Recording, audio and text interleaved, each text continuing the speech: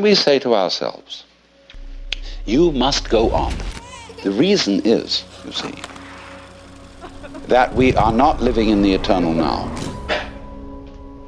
where reality is. We are always thinking that the satisfaction of life will be coming later. Don't kid yourself. Only suckers put hope in the future. There isn't much of a future. You're going to die. So, therefore, this hope for the future is a hoax. It's a perfect hoax. Because you're not fully alive now, you think maybe someday you will be. Look, supposing I ask you, what did you do yesterday?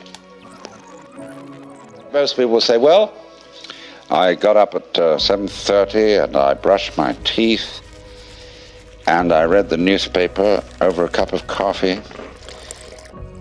and then I looked at the clock and dressed and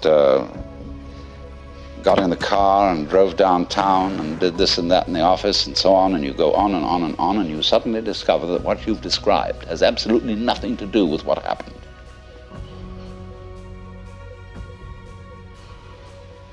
You've described a fleshless list of abstractions, whereas if you were actually aware of what went on, you could never describe it.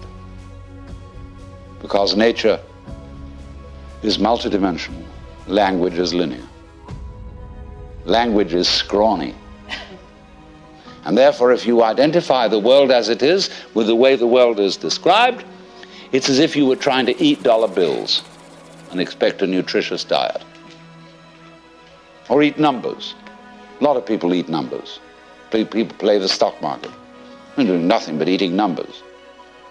And they're always unhappy, absolutely miserable, because they never get anything. So therefore, they always hope more is coming, because they believe that if they eat enough dollar bills, eventually something satisfactory will happen.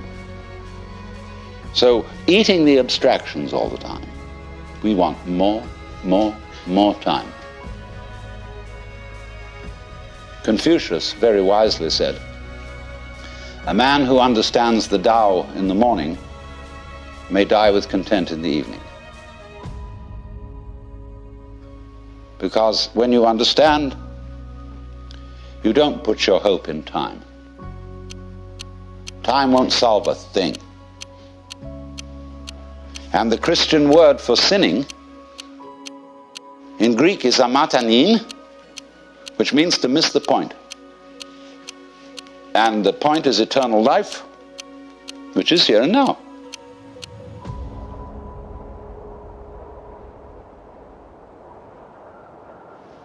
But until there is silence of the mind, it is almost impossible to understand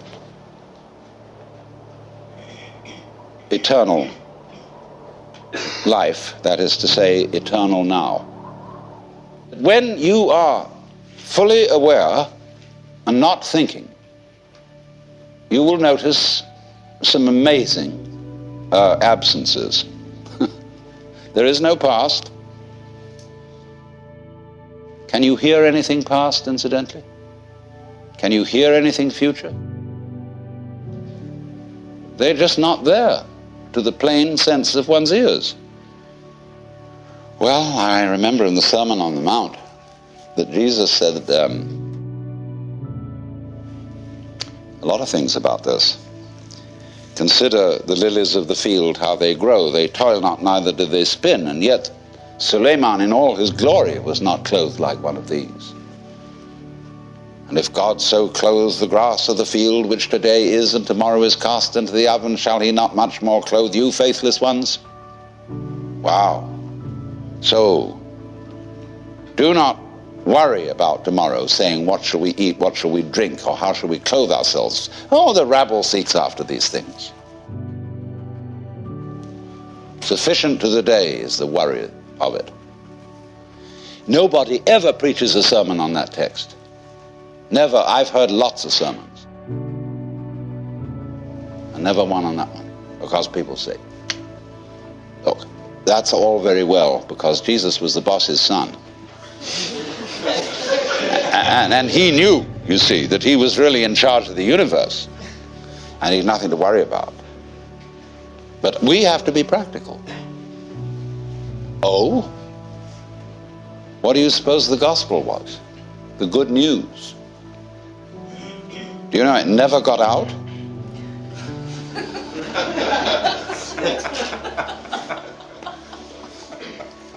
You too are the boss's son. That was the gospel. Lots of people in India know that perfectly well. When you get to be a certain age and after you've studied long enough with a certain guru, then and then only may you realize this. If you've put in the time, they finally let you in. Here you have to wait until you're dead. The only place to begin is now. Because here's where we are. So why put it off? A lot of people say, well, I'm not ready. What do you mean you're not ready? What do you have to be ready? I'm not good enough. I'm perhaps not old enough, not mature enough, still am frightened of pain. I'm still dependent on material things.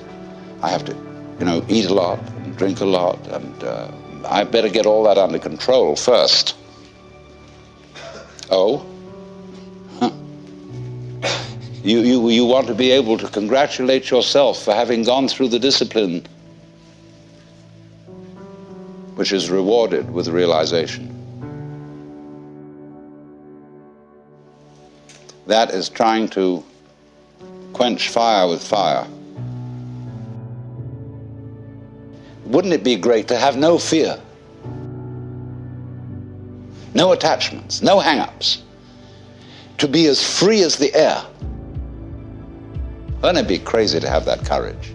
And you look into yourself honestly, and you find that inside you're actually a quaking mess of sensitivity. Running away from the quaking mess. Escaping. You never can. There's nothing you can actually do to transform your own nature into unattached selflessness, because you have a selfish reason for wanting to do it.